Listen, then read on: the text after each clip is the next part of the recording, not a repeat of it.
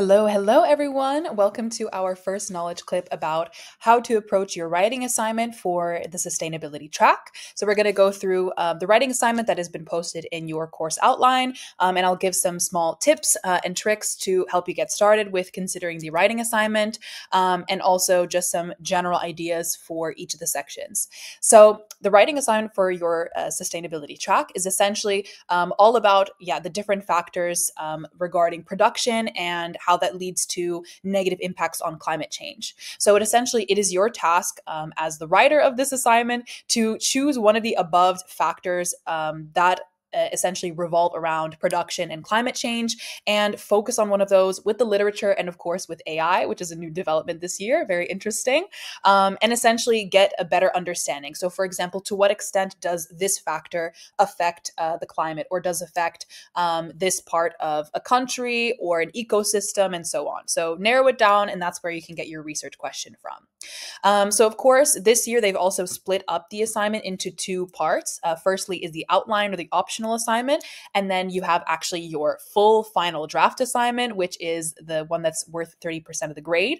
One other thing that they have also changed this year from previous years is that the word count is less. So lucky you, no longer is it 3,000 words, but 2,000 words that you have to write your paper. So it's especially important this time to be very concise with your writing. And the last thing or big thing that they have changed this year from previous years is simply how many parts the assignment is. So this year you have an introduction, a theoretical background, and a conclusion section, while previously you would also have an analysis part that would also be a big chunk of the word count. So we're going to go through this, starting, of course, with your assignment number 1. It's pretty standard, but I would really recommend that you do this assignment, because why not get some free feedback and nice feedback from your tutorial teacher prior to the actual grading of your final draft. Also, of course, the outline is very rudimentary, so it's very rough draft. You can use AI in this case for quite a lot of it, and use that to your advantage here in order to create a nice clean outline for your paper. But this is essentially where I would recommend really looking into the research question that you would like to explore, looking into which one of these factors that you find the most interesting to you, and looking already into the literature there, and starting out with your outline. So that's what I would really recommend for assignment number 1, just really getting warmed up into what your final draft is going to be about. And then more specifically about the final draft, we have, of course, as I mentioned, 3 main sections. So the first section is your introduction, which I would recommend is around 200 to 400 words. Again, because it's only 2,000 words, which seems like a lot, but it's really not that much. I would really recommend, again, being concise with your sections and really including the important details for your assignment.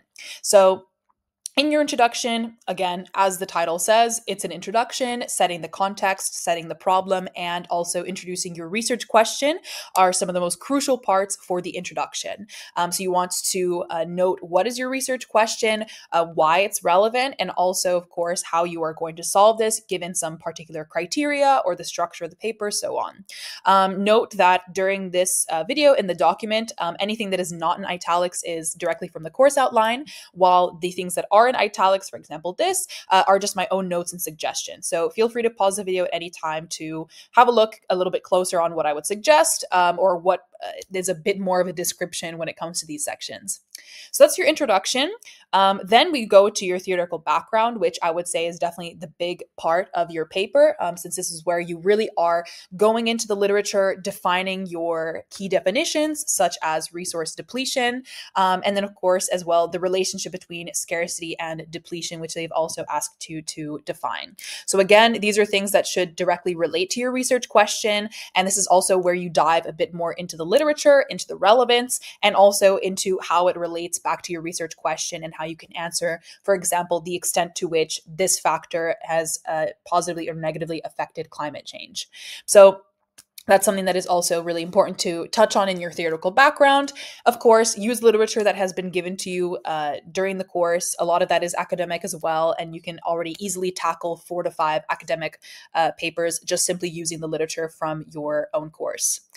So obviously, that is really the purpose of the theoretical background. So to really establish the key definitions, the key criteria that you are essentially measuring or grading your research question on, and then you're measuring the extent to which your research question is valid or not. So That's essentially what your theoretical background is about. It's a little bit of a mix of just overall introduction, background, and analysis, since obviously they cut out the analysis section this year.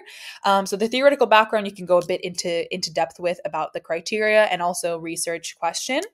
And then lastly, you have your conclusion. This time, I would recommend the conclusion is a little bit longer, around 600 to 800 words. Previously, I would recommend that it's no more than 400. However, in this case, really you don't have an analysis section. So it's important that both the theoretical background and the conclusion touch on your research question quite significantly. So what I would suggest, obviously, with the conclusion is, of course, wrapping up your paper. So noting what is the actual result of your findings, how does that relate to your research question, and how can you answer your research question now? That's something, obviously, we'll get into a little bit more in depth later on in the other knowledge clips. But for now, really important questions is, of course, what was your research question? Answer the research question, and very importantly, what are the limitations of your research, and what is a potential idea for future research that can be implemented based on your findings and based on your insights from the literature that you used. Of course, this year also, they've introduced AI as a tool that you can use during your paper.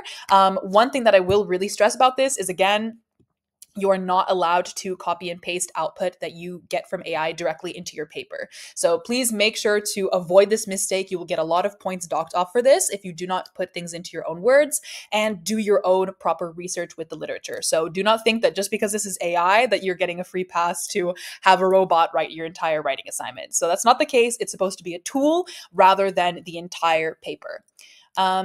Just some general requirements. As I mentioned before, the paper is 2,000 words this year, so very concise writing. Use at least 6 academic sources. API style is a big one as well. And again, include the history of the AI chatbot into the appendix. Again, as you can see here, marked down by 4 points. So you essentially are right at the cusp of a failing grade, assuming your paper is also perfect, if you do not include your insights from AI. And again, no plagiarism.